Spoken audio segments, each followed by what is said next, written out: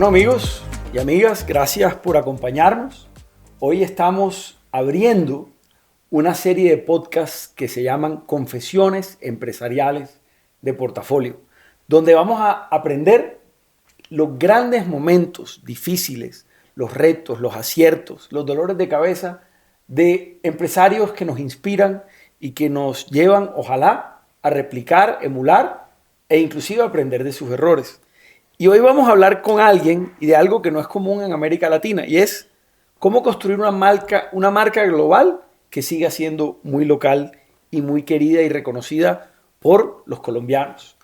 Nuestro invitado podríamos tildarlo como alguien un poco loco, que a los 28 años compró una empresa que estaba en un proceso de insolvencia, inclusive de liquidación, y la convirtió en una marca reconocida y querida por la mayoría de los colombianos. Esa empresa es Toto y ese empresario es Jonathan Burstein, a quien le dicen sus colaboradores Don Natán, con cariño y con entusiasmo. Así que hoy, Natán, te quisiéramos preguntar muchas cosas, porque hace un par de días te entregábamos en portafolio el premio de Obra y Vida, es decir, le reconocíamos toda esa trayectoria empresarial que ha logrado generar prosperidad, porque una empresa es mucho más que el producto o el PIG o la plata que queda en la utilidad. Es las vidas que cambiaron, las decenas de personas que hoy educaron a sus hijos, que sus hijos son mejores personas o han tenido más oportunidades por cuenta de eso que sudó un empresario, que sufrió un empresario y que a veces no se ve. Así que si algo queremos que le quede a quien pueda acompañarnos y ver este podcast es aprender de ti y de tu trayectoria, así como nos transmitiste en ese recibimiento de los premios que fue muy emotivo y muy bonito y un orgullo para Portafolio que tú recibieras ese premio. Así que, Natán, un gusto tenerte aquí con nosotros y que tú seas el primero de esta serie de podcasts que estamos haciendo y de aprender bastante. Así que para darte la primera pregunta, yo quisiera que nos contaras cómo arrancas ese joven de 28 años que toma esa decisión, qué estaba pasando por tu cabeza y además algo coyuntural también para notar. Hace 28, bueno, a tus 28 años, hace varias décadas, no es que te esté diciendo viejo, pero hace varias décadas, tomar esa decisión era una decisión que afrontaba una incertidumbre no solo por la situación de la empresa, sino del país. Tú creíste en Colombia.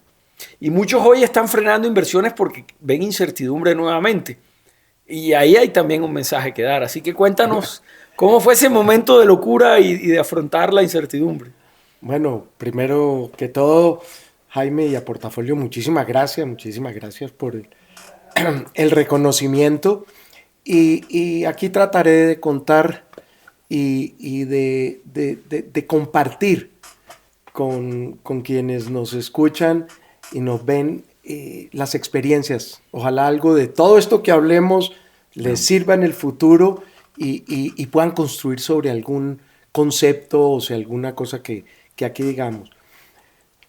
Por tu pregunta, es sencillo, es rápido y, a ver, yo soy el menor de 5 hermanos. Tú eres el menorcito también.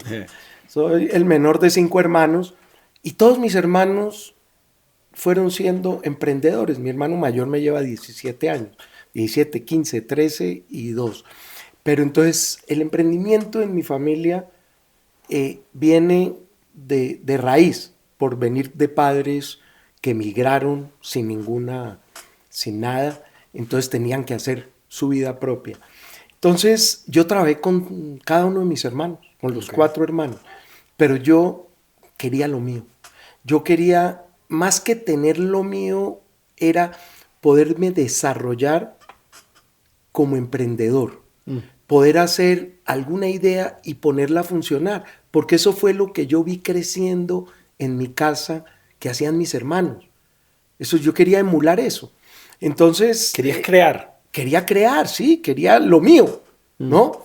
Entonces, estaba trabajando con mis últimos dos hermanos, tenían una empresa de distribución de computadores y de máquinas de escribir de última generación.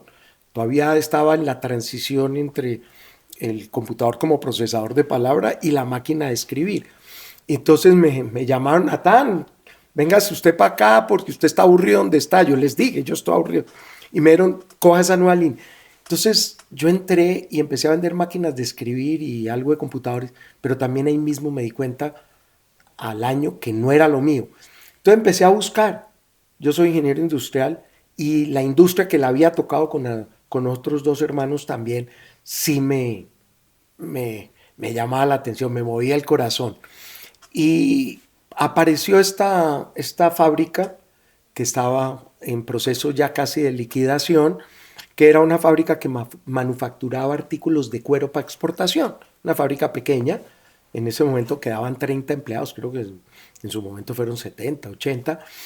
Y yo, con tal de empezar algo solo, acepté ese reto y busqué ese reto. Y ahí es que cuando ese aparato productivo, porque eso era todo lo que había ahí, y unas personas que estaban esperando vender, que se vendiera los activos, que básicamente eran las máquinas, para que les pagaran sus prestaciones sociales. Entonces, mi hermano tuvo una extraordinaria idea y dijo: alquilémosla por un año a los bancos, que eran quienes eran en ese momento los deudores más importantes. Y si usted capaz, chino Sardino, si es capaz de sacar esto adelante, pues se utiliza la opción de compra, y si no, a seguir buscando qué se hace. Entonces, en ese año tuve la oportunidad de encontrar y de buscar una oportunidad de qué podía yo hacer, aparte de manufacturarle a esta persona sus artículos de cuero, pero que algo que fuera propio y crear una marca. Desde mis inicios como profesional en los negocios de la familia, me di cuenta con un par de hermanos lo que era el valor de tener una marca propia.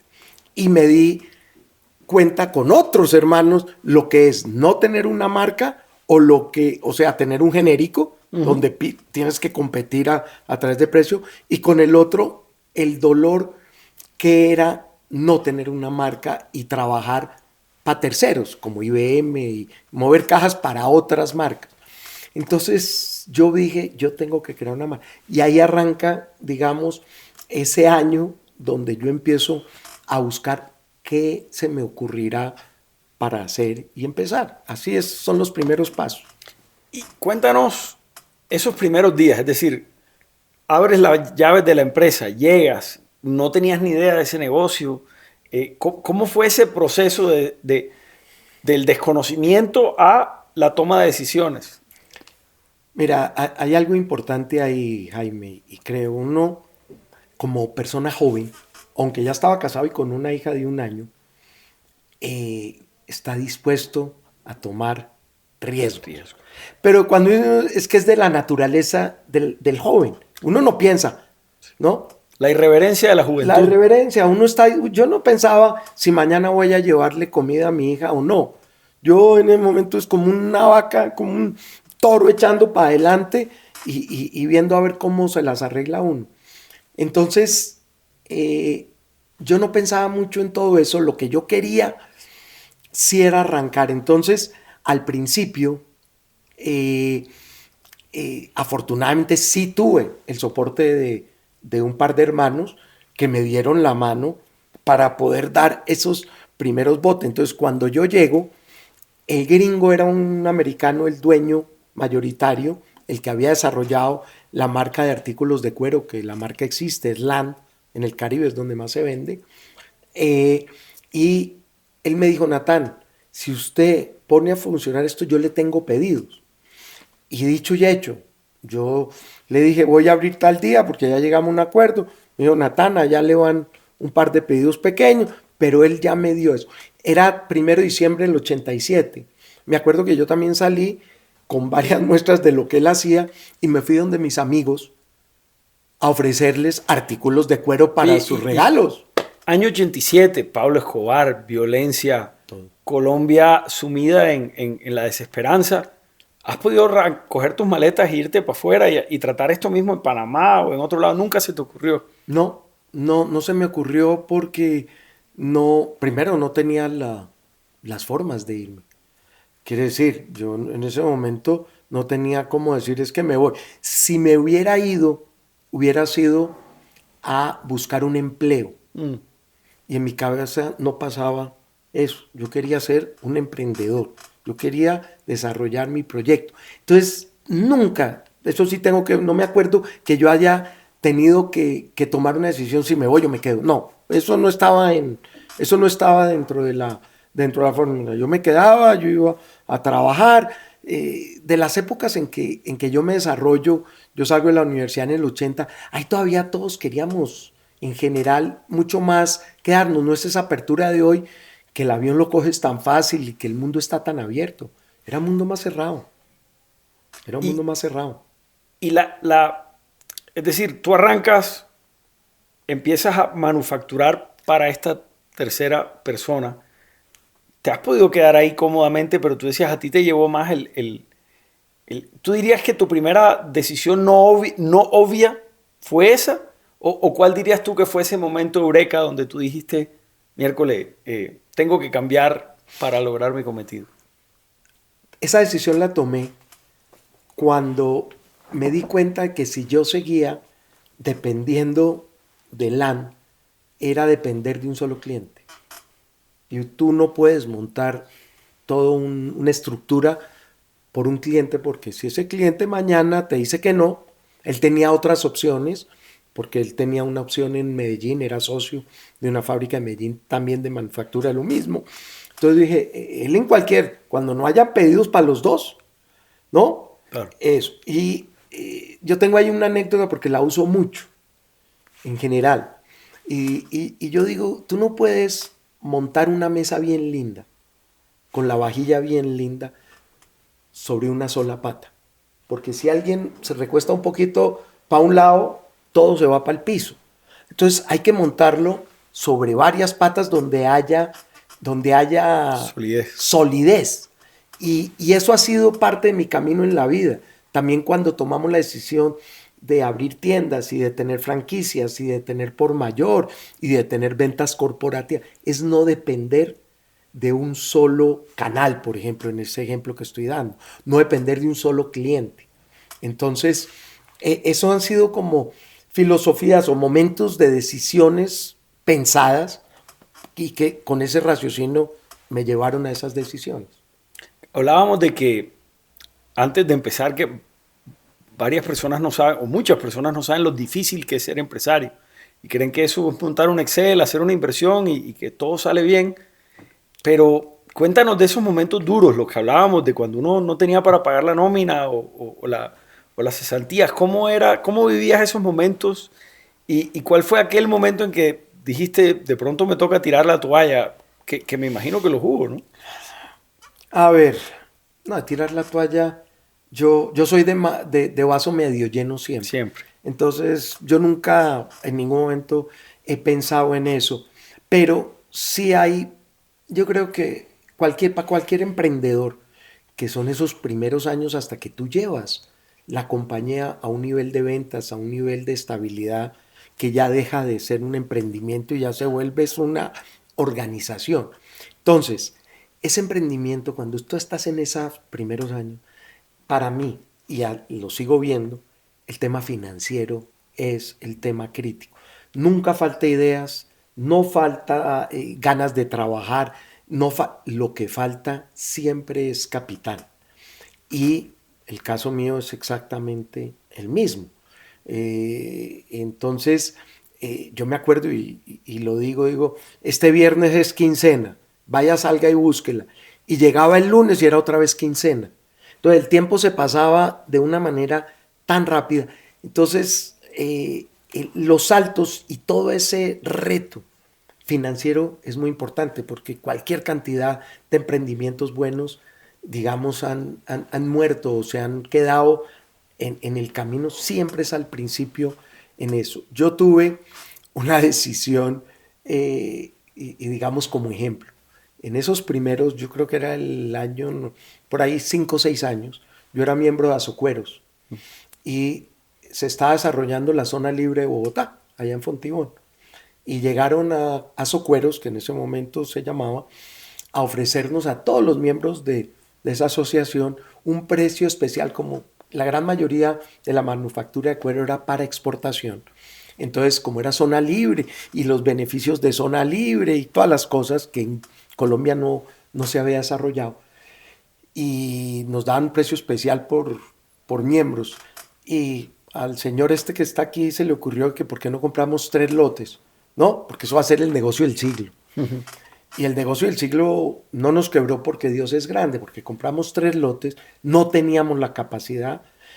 Jaime, en esos años 90, los intereses eran 25, 28, 30 nominales y de sobregiro 45 y de usura por ahí 60. Entonces ya te puedes imaginar cuántas veces pagamos esos lotes, porque la zona franca, vienen los problemas del país y eso se quedó parado. La zona franca estuvo parada varios años donde no hubo desarrollo, muy poquito de los que compramos desarrollamos porque el país estaba en una situación. Entonces quiero decirte que por agalludo, como le dicen ustedes allá en Barranquilla, agalludos, casi... O garulla también. Garulla, terminamos perdiendo la empresa. Ese me acuerdo. Sí, ese es quizás, y te pasó como le pasan a muchos empresarios que tienen el producto, tienen la calidad, y emprendedores, pues, y llegan y les hacen la primera orden y le dicen, dame 10.000, y dicen, y les toca muchas veces decir que no, porque no tienen esa capacidad. ¿Viviste eso también? Viví más el no poder crecer al ritmo que queríamos, no tanto porque tuviéramos un pedido grande, sino porque había demanda en el mercado. Y entonces ahí fue que se me ocurrió, pues digamos, trabajando, dije, ¿sabe qué? Si yo no puedo, habíamos abierto ya 3 tiendas, pero había, digamos, el mercado y había gustado el producto y nos pedían. Dije, ¿sabe qué? Yo no tengo cómo abrir, porque si abro una tienda dejo de producir un montón, porque no tengo capital de trabajo. Me como el capital de trabajo de la producción. De las materias primas por poner un poco el ladrillo. Entonces de ahí pensé y dije, ¿por qué no me voy por el tema de franquicias? Y entonces empezamos el desarrollo de tiendas a través de franquicias. Entonces el franquiciatario era el que ponía el capital para abrir la tienda y nosotros solamente teníamos que encargarnos del producto. Entonces esa fue la manera en que pudimos tener un desarrollo importante, digamos, un primer salto en poder escalar el negocio. Y no me lo pregunta, pero de una vez le cuento. El segundo, otro momento lindo que nos dio el país fue cuando hubo la revaluación a comienzos digamos, la primera década de los 2000, que hubo revaluaciones y el peso fue... Entonces pedir plata ya no la pedíamos en pesos, la pedíamos en dólares. Y entonces cuando te daban, tú cogías el préstamo, te daban a 1,000 pesos, el dólar te daban por decir $1,000, $1,000,000. Cuando lo tenías que pagar 950 y los intereses en dólares eran muy bajitos. Entonces esa también fue una época que el país nos dio ya con toda la seguridad que se vino con los gobiernos de Uribe, de que pudimos, muchas marcas y muchos industriales, fue un momento que nos dio para aprovechar esas oportunidades que a veces pasan. O sea que el modelo tuyo se basó no en tener todas las oportunidades, sino en una escasez de recursos, es decir, una limitación de recursos. Escogiste un modelo donde pudieras progresar, o escalar, pues. Correcto. A través de recursos de otros. Y compartiendo riesgos. Claro. Porque otro ponía la tienda y tú le surtías la tienda. Y ese impulso exportador, Colombia tiene una tarea muy grande y una de las grandes ideas de los exportadores siempre es, quiero exportar, pero les cuesta. Somos un país que exporta poco. ¿Cómo vino esa idea o ese o esa conquista de los mercados internacionales, que hoy uno se encuentra la maleta Toto en los aeropuertos, y antes uno decía, ahí va un colombiano, pero hoy puede ser un ecuatoriano, hoy puede ser un peruano, es decir, hoy uno dice, Toto ya es más grande que Colombia, es nuestro, pero es más grande que el país. ¿Cómo nace y qué lección te aprendió? ¿Cuál fue el acierto y cuál fue el desacierto de ese proceso? A ver, yo quiero aquí compartir una experiencia muy bonita de una decisión muy importante para nosotros. En el año 2003-2004, nosotros teníamos dos caminos a coger. O nos volvemos una empresa industrial, como veníamos, éramos industriales, con una marca y comerciante, pero éramos industriales, digamos, como naturales. O nuestro negocio es la marca. Y ahí nosotros tomamos la decisión de que nuestro negocio es la marca. Ya estábamos con apertura. Entonces, si nosotros, y muy rápidamente, si nosotros nos hubiéramos quedado como industriales, puede ser que hoy Toto tuviera 20 tiendas por el país y no más, porque nuestros productos no son, nuestra industria no es una industria competitiva en el mundo en el que nos movemos. Estamos muy lejos de poder llegar a los precios que hoy dan los grandes manufactureros del mundo de eso, que básicamente es la China. Entonces, nosotros ahí tomamos la decisión de mantener la fábrica, pero no crecerla. Y hoy en la fábrica tenemos 600 empleados, se mantiene, nos da know-how, nos da respuesta, pero nosotros nos fuimos para poder salir a competir a los mercados internacionales y extender la marca. Teníamos que tener precios internacionales. Los únicos que nos daban esos precios internacionales era China. Entonces nos fuimos para allá, al oriente, y eso nos dio el poder llegar a todos estos mercados donde estamos hoy presentes con precios competitivos como las mejores marcas del mundo, que no hubiera sido posible. ¿Qué nos llevó y qué es la experiencia de todo esto? Es que si yo me voy por el primer lado, que era seguir la fábrica, hubiéramos sido hoy 400 personas, entre tiendas y la fábrica para hacer. Hoy somos 3,000 personas. ¿Dónde estamos generando más trabajo? El producto, sí, el 60% de nuestro producto, el 50% puede ser chino, pero chino bien hecho, con todos nuestros estándares. Pero no solo, entonces dimos la posibilidad de crecer marca, de crecer mercado, de crecer en trabajos mucho más calificados, porque es en diseño, porque es en mercadeo, porque es en distribución, en muchas cosas, y no en pequeñas, La manufactura la sencilla. manufactura básica, que genera un empleo, pues un ingreso muy básico. Como Apple, diseñado en Colombia, manufacturado en China. Nosotros seguimos y tenemos una buena manufactura en Colombia, pero de ciertos artículos que somos competitivos, digamos, por lo menos estamos ahí más o menos, Claro, con los aranceles y con todo lo que tenemos, pero en los otros no hay, estamos muy lejos. y si tú tuvieras que decir un no que crees que te salvó, es decir, ese momento que dijiste yo no voy a hacer esto, o declino este negocio, o no, ese no estratégico que a veces le cuesta tanto a los empresarios. Ese no es estratégico, lo primero que se me viene a la cabeza es, yo siempre he querido estar enfocado y por eso es una sola marca. Ahora acabamos de lanzar hace un año la segunda marca, Topara, Pero de eso es ropa porque outdoor. el hijo te convenció. Pero es el hijo que ya entró, ya la segunda generación está en el negocio y porque él también como emprendedor quería, pero está dentro de la organización. Pero creo, yo muchas veces dije no, o varias veces, dije no a muchas otras oportunidades de otras marcas o desarrollar cosas diferentes. Dije no, yo prefiero en enfocarme. Había una opción, tú te enfocas en varias marcas y atiendes un mercado, Colombia. Yo prefiero una sola marca y volver esta marca un icono mundial. Y ese es el trabajo en el que estamos. Chévere. Y si tú tuvieras que pensar o darle un consejo a Jonathan de hace varias décadas, de hace 20 o a sus 28 años, ¿cuál sería el consejo más relevante que le darías? ¿Qué crees que si ese emprendedor de hoy que se quiere comer el mundo, que quiere generar empleo, qué es lo que más le hace falta? Se me viene también una pregunta muy buena pregunta, nunca me la habían hecho. Y yo diría, a veces, el no creer en uno mismo. Que uno a veces no se la cree.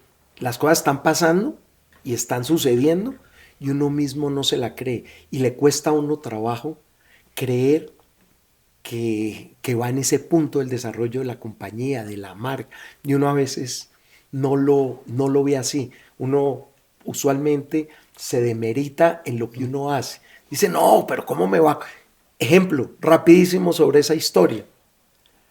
Me llega, estoy en Cartagena, allá por los lados de tu casa, y estaban los señores de Sofasa, de mercadeo, ¿cómo se llamaba ahí? En el bar ese que quedaba allá en el segundo piso. ¿Quebracanto? No, Bavaro, no sé, cuenta, ¿qué importa? Bavaro, sí. Una cosa de esas.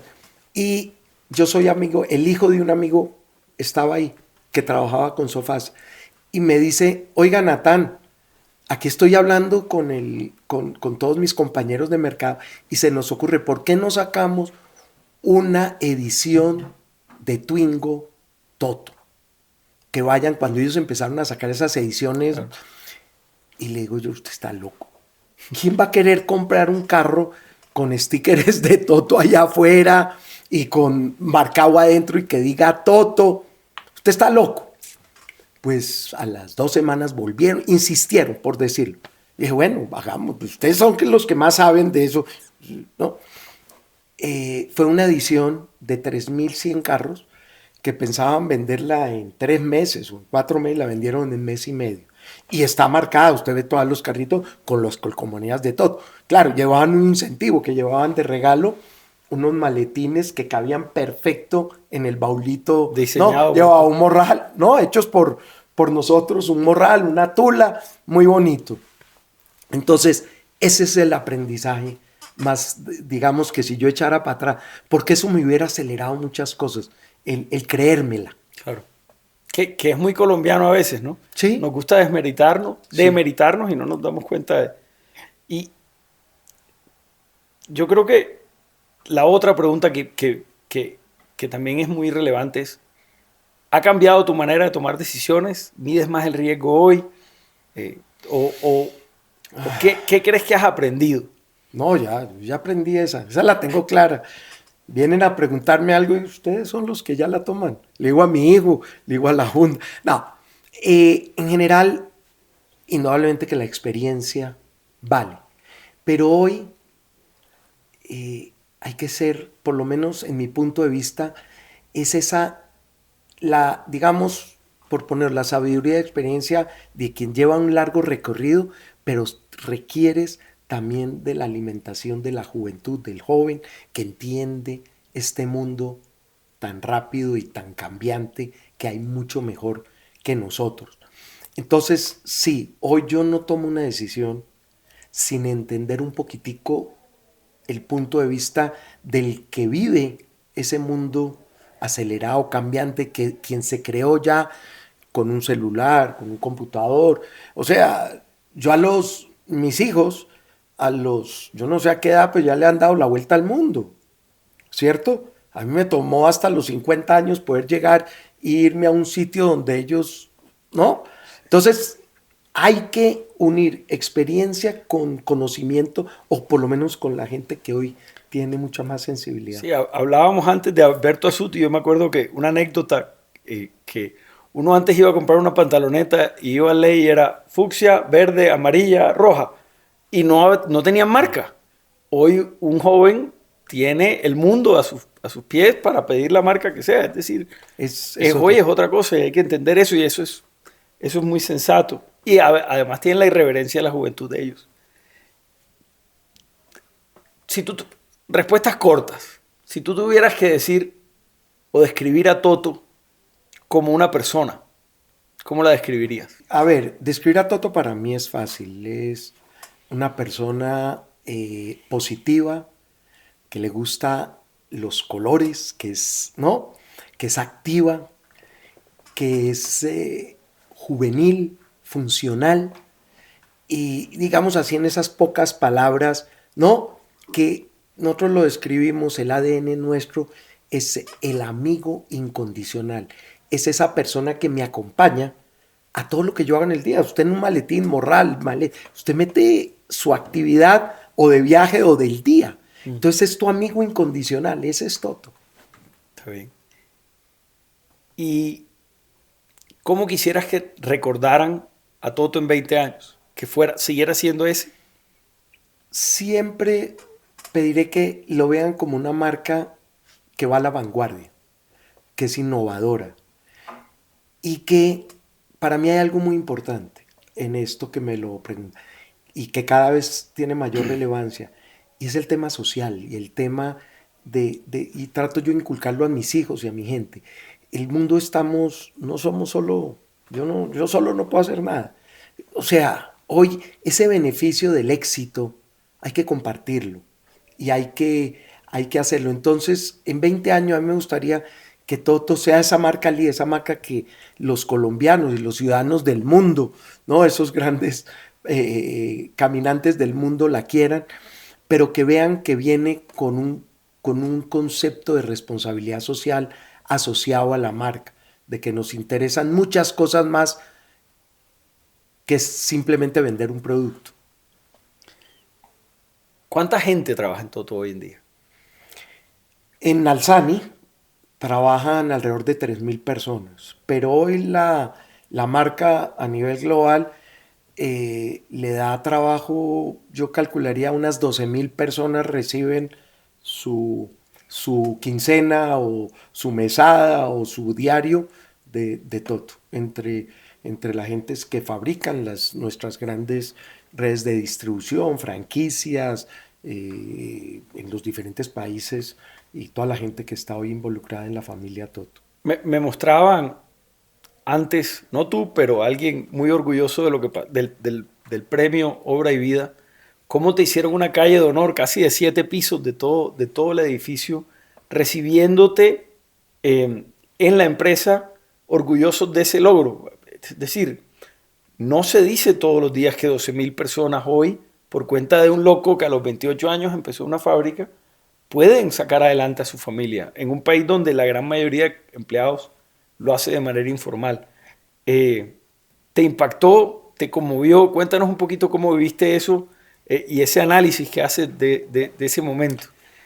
Indudablemente mucho sentimiento y mucho retrovisor. O sea, el llegar ahí a las instalaciones y que me reciban de esa manera por parte de la gente y demostrarme ese cariño, ese respeto por lo que se ha hecho. Lo primero que pensaba es qué responsabilidad la que tengo en mis hombros. Que hoy, como tal vez lo comentamos un poquitico de manera rápida, yo estoy en un paso de entregarle a la segunda generación y yo no me retiro, pero paso, como dije, por fin después de 38 años me dieron un ascenso, ¿no? Unas vacaciones. Unas vacaciones y en las juntas y en los comités importantes yo seguiré participando el resto de mis días si Dios quiere. Pero ese reconocimiento y ver esa responsabilidad. 2, tal vez me decía también, pensaba yo, sabe que Natán, todas esas partes difíciles y momentos y angustias, y mire, todo se paga, todo. Ese alimento que me daba la gente aplaudiendo mi reconocimiento, dándome ese reconocimiento, decía, algo he hecho bien, algo he hecho bien. Y tengo que seguir transmitiendo esos valores míos, esa forma de ver la vida y de ver el país. Tengo que seguírselo transmitiendo a mi gente y a mis hijos y a mi familia y a mis nietos, que hoy ya tengo 7, entonces ya viene esa tercera generación, ya empezó a crecer. Y es eso, que mantengamos esos valores y eso que hace que el ser humano, a mí me preguntaban alguna vez, oiga, Natán, ¿y usted en qué cree? Yo solo creo en una cosa, en hacer el bien. Así de sencillo, descríbalo como quiera, en hacer el bien. ¿Cómo? Hoy puede ser dando una propina, hoy puede ser dando un buen consejo, ¿sí? Hoy puede ser recogiendo un papel de la calle que es mugre, porque no lo recojo y luego hacer el bien. Esa es la filosofía mía de vida. Y ya para casi cerrar, pero no se me puede quedar esta pregunta, el momento más duro, me hablaste de la pandemia, porque me imagino que además fue duro porque ya habías atravesado el mar, ya habías pasado, como dicen, el Niágara en bicicleta de los emprendedores y te creías como una empresa establecida y de pronto para todo. ¿Cómo fue ese momento y cómo lo sobrellevaste y qué aprendiste? Jaime, realmente a todos, porque hoy es fácil hablarlo, pero cuando nosotros estábamos en un abril, que Semana Santa ya no hay Semana Santa, mayo, que ya no se puede, nadie sale para el Día de la Madre, y no se veía, y que están desarrollando vacunas, y que no se sabe si puedan. De hecho, estábamos todos sin ver la luz al final del túnel. ¿Qué nos tocó a nosotros? Nosotros tenemos un negocio donde nuestros principales, digamos, consumidores son los estudiantes que estaban sentados en su casita y, ¿no? Por 2 años. Por 2 años. Los viajeros, los viajes acabados. Y todos los centros comerciales cerrados. Entonces, ahí se vino un momento de angustia, pero tomamos una filosofía. Preparémonos para lo peor, siempre esperando lo mejor. Entonces, muy rápidamente actuamos, hicimos una nómina de 3,000 personas, 0 ingresos. ¿Cómo la mantienes? Entonces, por supuesto, habían algunos ahorros, unas cosas que se pusieron al beneficio. También tengo que reconocer que la gente entregó parte de sus ingresos. O sea, ahí todos poníamos. Y actuamos rápidamente en decir, esto es lo que podemos hacer. Sacamos una línea para los hospitales de máscaras y de vestidos. Tratamos de ver cómo lo hacíamos. Pero lo más importante fue que dijimos, vamos a reducirnos. Hicimos un plan de retiro voluntario donde el que quería se acogió con unos beneficios. La gente se acogió y logramos llevar a la compañía a 1,500 empleados, ¿no? Y una vez empezamos y apareció la luz al final del túnel, pues volvimos a traer a toda la gente y hoy somos los mismos, entre comillas, pues ya volvimos nuevamente al número de personas. Pero sí hubo un par de meses muy oscuros de no dormir, de pensar qué íbamos a hacer. Hubo varias nóminas que solo era para que la gente pudiera poner comida en sus mesas, ¿cierto? Y la gente sabía, todos nos ayudamos con todos, porque arriendos dejaron, o sea, hubo unas ayudas, pero a nosotros la plata la repartíamos para que hubiera por lo menos que tuvieran lo básico para poder sobrevivir en ese momento.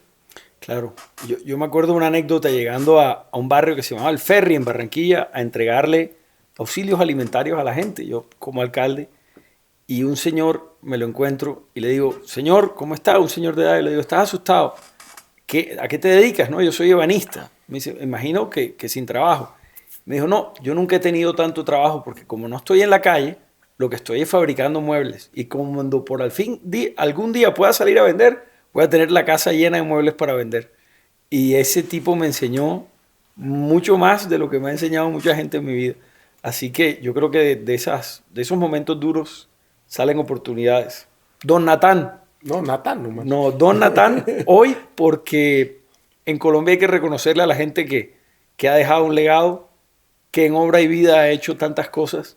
Y yo creo que esa calle de honor que te hicieron tus empleados también tenemos que hacértela los colombianos, porque eso significa que 12,000 familias han logrado mover la economía, porque tú al salir a contar esta historia también inspiras a otros a que lo hagan. Y eso es lo que queremos con Confesiones Empresariales, mostrar que en este país sí se puede, que hay gente que se atreve, que se arriesga y que un empresario empezó siendo un emprendedor, que pasó por 1,000 dolores de cabeza y que llegó hoy a tener una marca que todos queremos, Así que ha sido un gusto tenerte con nosotros. No sé si quisieras cerrar con alguna otra cosa o alguna otra cosa. No, solamente, pues, nuevamente agradecer de cada charla, de cada pregunta, Jaime, hay una reflexión. Y también te agradezco esas buenas preguntas, que algunas indudablemente eran, llamémoslas así de cajón, pero otras preguntas que me han hecho reflexionar y me han puesto a pensar. No, simplemente invitar a todo el país. El emprendimiento es la base de la economía de un país. Las pequeñas empresas, de que sigamos creyendo en que sí se puede, y sí se puede, y a que trabajemos por una Colombia más formal, una Colombia menos, de menos extremos y de más centros en general, de que podamos ayudarnos nosotros. Ahí, este país solo tiene gente buena, que tiene las mejores capacidades. Y como siempre, sale uno de Colombia y los mejores meseros son colombianos, los mejores artistas son colombianos. Entonces, por fuera nos reconocen, Sí. por dentro no nos la creemos. Sí. Y yo creo que es momento de creérnoslas. Yo creo que las marcas colombianas, las empresas colombianas, no solamente están para Colombia, están para el mundo. Tienen esa capacidad. Y aquí hay un ejemplo vivo de cómo se puede lograr. Así que además, ojalá sea una anécdota o un paso obligado para todos los que quieran ser exportadores, aprender de cómo Toto lo logró. Ya saben, estará esto siempre disponible en todas nuestras plataformas, en YouTube, en nuestra página web, en LinkedIn, efectivamente en todas las redes sociales, portafolio.co. Síganos, compartan y difundan las buenas noticias, que también vale la pena contarlas. Muchas gracias.